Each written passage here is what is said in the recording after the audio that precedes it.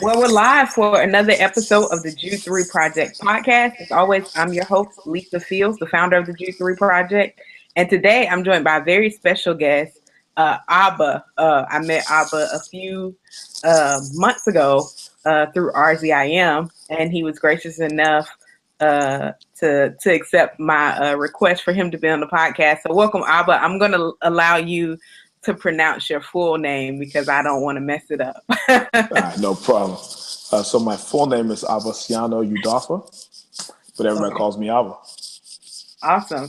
So for our audience, tell them a little bit about yourself. Let's see. So I'm a Nigerian American. Grew up in the DC area. I currently live in Hartford, Connecticut. I work for a company called Pratt & Whitney. We make airplane engines. I studied at the Oxford Center for Christian Apologetics last year through Oxford University and RZIM. Awesome. So you're very passionate about apologetics, and we talked about the subject that we're going to be talking about a little bit while I was up in DC, and you were asking me a question when we were talking about the white man's religion and people's objections to that. Yep. And one of the objections is when we give the North African church fathers that the Africans that were in the transatlantic slave trade didn't come from North Africa. Mm-hmm. So that's kind of a response. And so I also recently saw on my timeline that some people are leaving Christianity for West African religions. Because they feel like that's their religion that they should have had if the slave masters hadn't taken it from them. So we want to talk a little bit about that today. When did you see that this was a disconnect when you were talking about early African Christianity, I'm sorry, in North Africa, when trying to talk about the white man's religion? Yeah. So I guess I saw it as a disconnect. Well, one, just kind of like you said, listening to other people when they talk about it, a lot of times, definitely Christianity was on the African continent before, Europeans came to West Africa and pre the slave trade. But then a lot of times, sub-Saharan Africa is where a lot of the melanin Africans, Black people came from. So it's like people, at least for me, when I hear conversations, people sometimes point that out saying, hey, but that wasn't what the Black people were believing in, I guess you can say. So, yeah. Mm-hmm. And I think that's helpful and something that we have to wrestle through. Yeah. When we're talking about this question of, is Christianity the white man's religion? Because the go-to is often North Africa, Athanasius, Augustine, Tertullian, Clement of Alexandria, all of that. The North Ethiopia sometimes as well. Ethiopia, Coptic Church. That's the go-to. But then when it comes to West Africa, we don't kind of talk about those, and now seeing people really go back to those religions. What are some of those that you're familiar with, the West African religions? Just kind of some, I know it's way too many. And I think you can describe even trying to navigate that first before you go into some of the religions that are there. Yeah. So, kind of like you said again, when you say West African religions, West Africa has 16 countries, and a lot of the countries hold multiple tribal groups. So a lot of times when people speak about West African religions, I think it's more properly said like traditional indigenous tribal religions, right? Because most of the tribal groups had their ways that they viewed God, engaged with the spiritual. And so I think that's kind of a better way to break it down. And then I think as well, when we talk about, like just indigenous tribal religions and trying to understand what we mean by religion, I think it's really different from the way we might talk about religion now, because I think one of the main differences is a lot of the indigenous ways of, relating to God, it wasn't codified. So it wasn't written down in a book, right? So it was more so, it was oral traditions passed down from generations to generations, right? So That's why I think one of the things you'll see across the board in a lot of West African religions, and I would say even African religion more broadly, is a high respect for ancestors, right? So people really, really respect their ancestors because a lot of times that maintain the family community, right? And so, but some of the ones that I'm familiar with in Nigeria, my people are from Akwa Ibom, right? And so that's a smaller tribe in Nigeria, close to the Atlantic Ocean, where essentially you can say like we're in like southern Nigeria. So a lot of things that were common in some of the West African religions were a lot of them believed in a supreme being, right? A being that was very, very great. Usually, the supreme being is attributed with creating the world, and then that supreme being. Sometimes there were lesser deities. Like I said before, there was some of the things that I think are uniform is beliefs in ancestors, and then as well there were usually like different societies that kind of came up amongst the tribal groups that people weren't part of, right? So like in Akwa Ibom, there was something called the Ekbe Society, and that is kind of something that most people believed in or were a part of, right? If you go a little up north, you have the Yoruba people, and they had Ife divinations, and they as well had, their supreme being was the Oluron, and that was like the big supreme being, and then there were lesser beings, the Orishas, like that's if you kind of go to the Yoruba. So that's kind of, and then you can turn over, and then you can go to the Igbo people in Nigeria. They also had, a different way of viewing God, different names for God in different societies. Mhm. So is it fair to say that I know there's this idea in many um, in young millennials' mind of being more spiritual and not religious? Would that be a way to kind of uh, categorize the what the more tribal religions? Were they more so spiritual and not like maybe structured as um, we would say Christianity would be in some senses? I would say that I guess I would say yes and no, right? Yes, in the sense of most West Africans are very, very like they have a high respect for the spiritual, right, and the sacred. I think one of the differences in the West, we really, really strive for a separation of church and state, right? We don't want them to align, to touch. We should be free to do, what we want to do. But I think when you turn over now in West African religions, a lot of times there's that separation is hard for Africans to think of, right? Because it's almost like religion permeates every part of life. It permeates economics. It permeates government. It's a lot of times people don't think with that strict separation of church and state, or religion and the way I live the rest of my life. It's more integrated in that way. So there is definitely, I think, a higher respect for the spiritual, but there's also not that strict division that we try to strive for in the West, I guess. Mhm.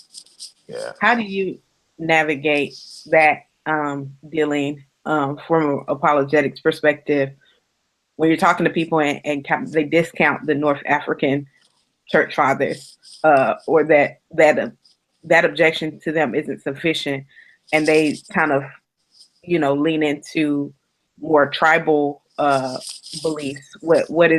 What is your way of navigating that? One of the ways I try to navigate that is really looking specifically at the ways that Christianity came to West Africa, right? Because I find that a lot of people are just not very familiar with the process, and then so one way people they usually focus on, the Western or European discovery of Africa, and then that's what they fixate on and say, okay, it's because of that there's Christianity.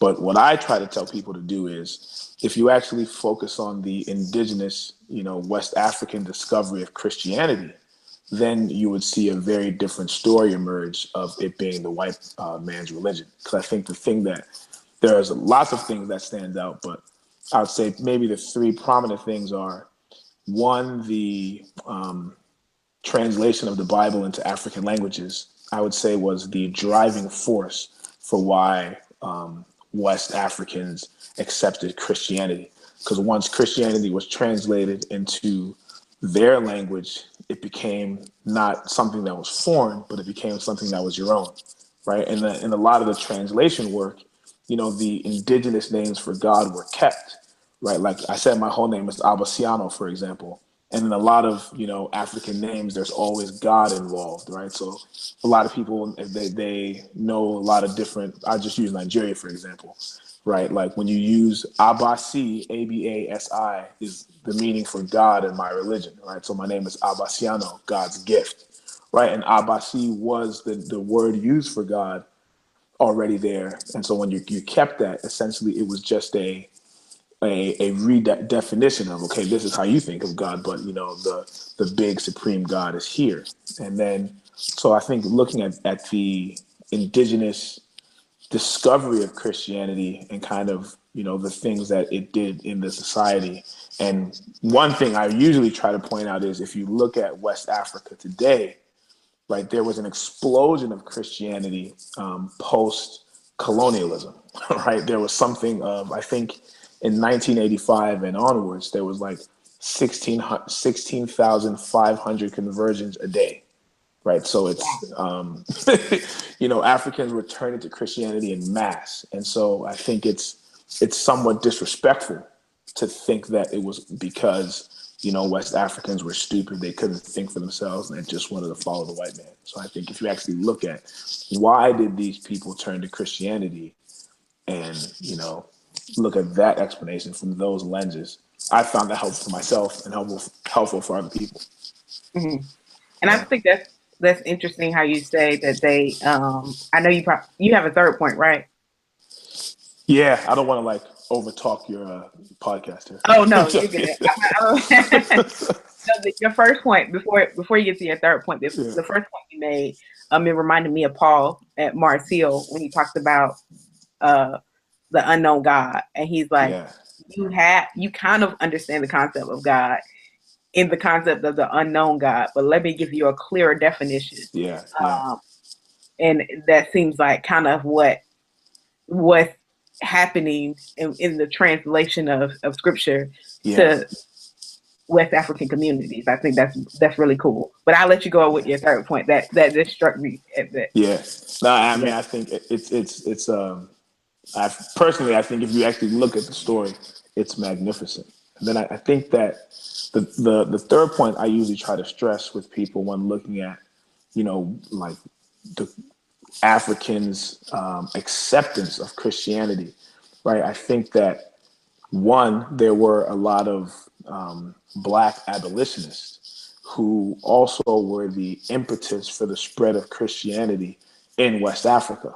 That was very, very, very helpful as well. And so a lot of times people just aren't aware of the intricacies of the story of how Christianity actually came to West Africa. So I try to put different pointers to, I would say, hopefully get people to think a little bit more critically about how Christianity actually came to West Africa, as opposed to just taking the commonly accepted story of, it just came from white men or white people. And it's almost like people think that, Europeans came to Africa, beat Africans over the head and said, believe this thing or die. And then Africans accepted it and moved on with their lives as if, we're not thinking agents that can accept and reject things if as we see fit. Mhm. Yeah. And I think it's important also to note as there's people who are saying we need to go back as African Americans to tribal religions or tribal beliefs, is that just because we as a group believe that before we believe Christianity doesn't make it an accurate belief. Like, Sure. I Sure. think, even thinking about going back through scripture and looking at Abraham and what he believed before he was exposed to God. Yeah. He believed a lot of different things. Being his father being an idol maker. So Yeah. there was a lot of different things or beliefs circulating around, and then he's introduced to God. Yeah. And so there's this idea that just because you've had a belief before that that's truth, I think is Yeah. just a false assumption. Yeah.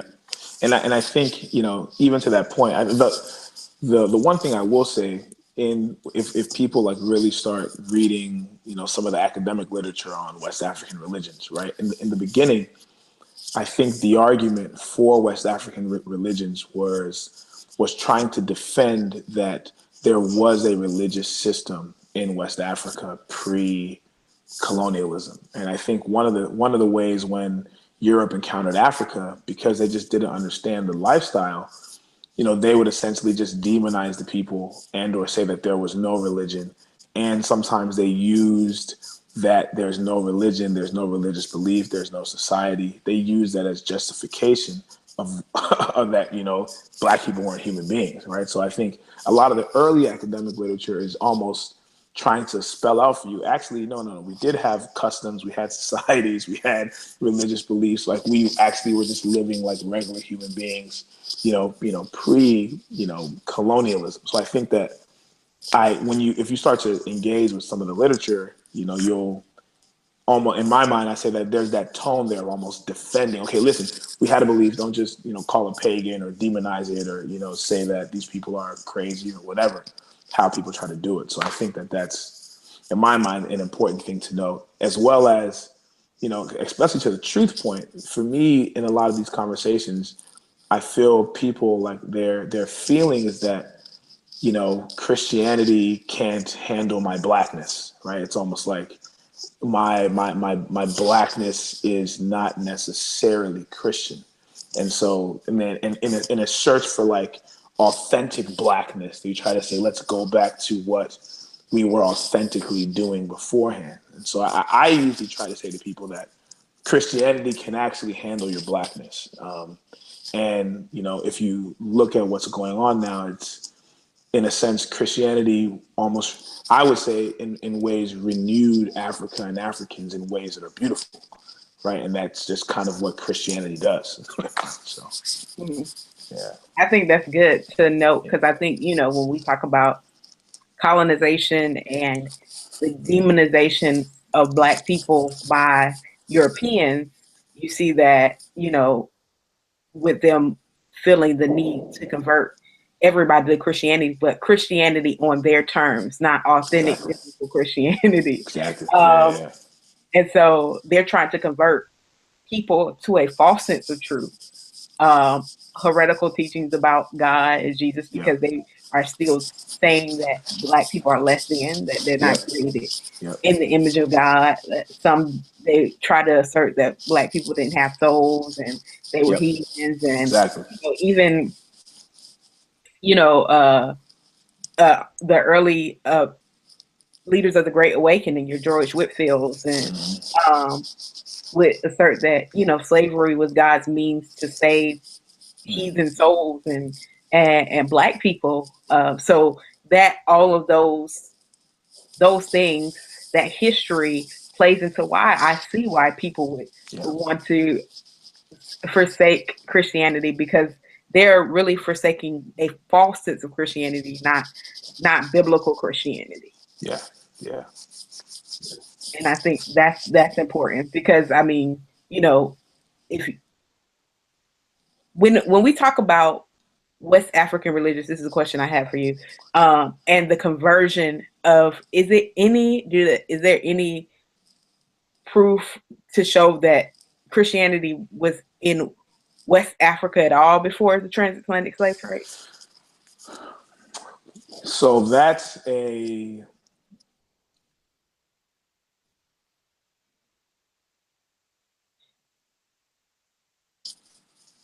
oh, Hello. sorry, I think we got cut off.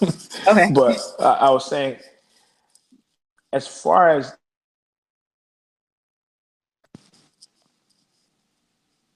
yeah, people don't want me to answer that question, I guess. But as far as Christianity, I think the earliest records of at least the first church in West Africa was in Ghana, through the Portuguese, right? So I haven't seen anything, historical that essentially predates Christianity in West Africa to like pre-Europeans. And so I think, but even with that being said, I think the key turning point, at least for Christianity in West Africa, is the translation principle. So that translation principle is really what I would say is the indigenous discovery of Christianity, right? But to your question, no, I don't. There isn't really anything that I know of historical that predates Christianity in West Africa. Who translated? Who was in charge of the translation? So a lot of times it was linguists from, and for me, I think, one of the things, I don't think it was intentional, right? But I think, so first of all, there were some black abolitionists, essentially like black recaptured slaves that were helping, that understood African traditional languages and that would now help translate the Bible there, right? There was also a lot of missionaries that were their work in language preservation. They would kind of come into to a space, learn the languages, and then translate the Bible into the indigenous languages, right? And so it's, to me, it was like an unintended consequence of that one, it preserved the languages, and then two, once you codify, a religious belief in my language, and I can see how I see the world, in those stories, I think it's just a powerful way of it becoming my own. Hmm. Yeah. That's awesome. I think that's helpful to show that point, that it was not pushed on them, but it was kind of freely accepted by, um, in a And sense. then I guess also to clarify, because sometimes some people will come back. There are points where it was definitely pushed on, Mhm. right? But I think that's why I say, when you actually focus on the indigenous acceptance, as opposed to, like, it's almost like, you know, because we all have free will and free choice, you can push something on me and I can have my reasons for doing it. But then when I come to accept it as my own, I think that's the difference, right? So sometimes, and you can even look at the numbers of how many Christians were there pre-colonialism, during colonialism, and then post-colonialism, right? And that's, you'll see that they're actually, during colonialism, they're actually, the numbers of conversions were quite low compared to the numbers of conversions post-colonialism. Mhm. So, yeah, Yeah. So that's what I meant. Like when they were free to accept it on their own without it being forced on them, it actually seemed to thrive versus when it was pushed on them. absolutely, Is that what you're saying? absolutely, absolutely. Okay. I want to make sure I got it right. Yeah, yeah, yeah. Um, so I think that's important. And I think that's helpful. I mean, the tricky thing about this conversation is that, you know, it's not, you're never, I think, with this topic going to be able to please everybody in respect to the arguments. You can make arguments, but I think as the church, one of the things that we have to do to strengthen ourselves and fortify our foundation is to be aware that people are asking these questions and don't dismiss them, and be aware that, you know, this is something that, you know, people are looking into, and this is something that we need to be able to navigate through and address and say, okay, this is the evidence. Christianity was pushed on West Africans at a time, but, you know, at post-colonialism, there was a rise in numbers versus when it was forced on them. So we're not going to say it was never forced on them, but to be honest about the facts, and then kind of say, you know, but Christianity was in Africa before the transatlantic slave trade in more northern Africa, the Coptic Church, and those things, but be honest about all of it.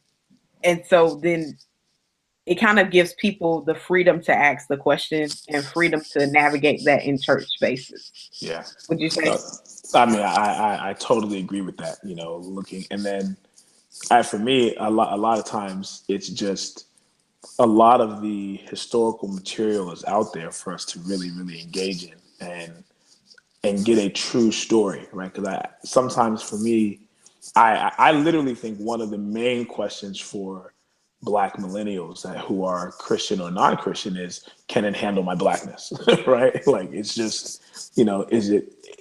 And so I think for me, I really I push people to please look at the actual historical story, not a caricature of it, right? Because lots of people caricature of it, they oversimplify it, and they don't actually know the facts, right?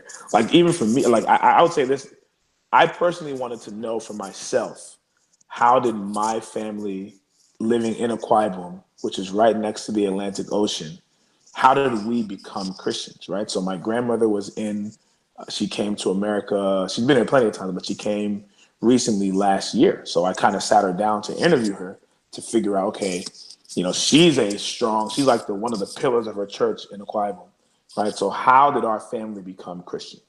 So she told me that when my great grandmother had my grandmother, she was sick of polio and she was going to die.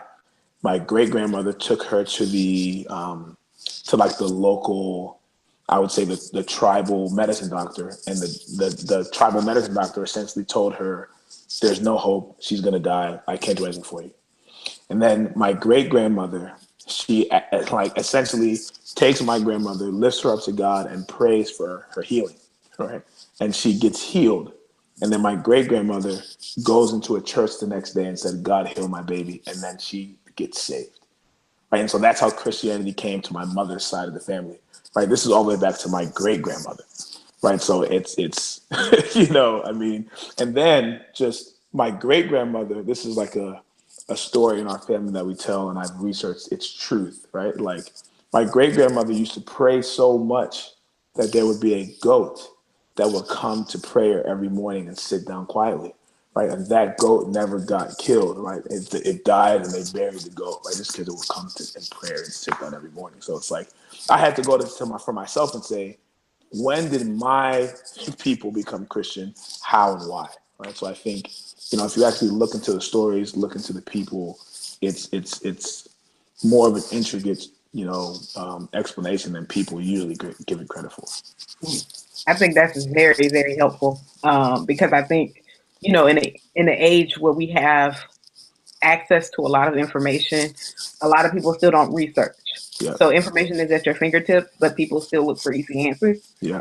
And so, memes inform us, sound bites inform us, documentaries inform us, but we don't often sit and take time to read and research and do the due diligence. What books would you recommend as far as that have been helpful for you in understanding kind of West African um, religions and tribal beliefs? Yep. So there are a couple of books slash like academic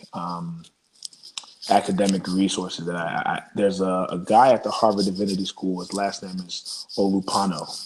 So he writes a lot about traditional, well, African beliefs, but he's Yoruba, so he writes about traditional Yoruba beliefs.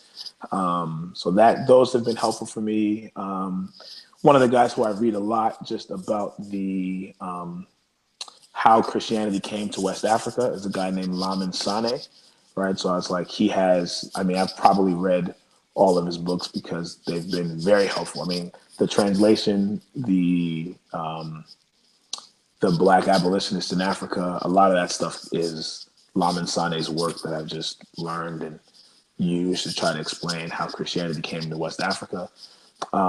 There are So I think those two have been my main sources. There are a couple other of academic articles that I would read just on specific tribes if I wanted to understand, right? And so that's mainly a lot of my resources. And as well, just I did an experiment of just asking all the my parents' generation of Africans what were the indigenous beliefs, because a lot of times it was orally given, right? So if you have West African friends, they ask their parents and kind of see what they tell you. So if you really really want to know, so. I think that's awesome and helpful. How can people get in contact with you on social media, Abba? So you Facebook, right? It's my whole name, Abasiano Udofa. Or I think you can look Abba as well. But Abba Udofa, Facebook, Instagram, that's how you can get in touch with me. Awesome. Well, thank you so much. I think this has been very, very helpful in this understanding and trying to helping people better engage with people and hopefully help them take their questions seriously about this topic. So thank you so Yeah. much. Thank Thank you. you. Thank you. Thank you for tuning in to another episode of the G3 Project podcast. As always, you can catch us here every Monday at 7 p.m. on Facebook Live.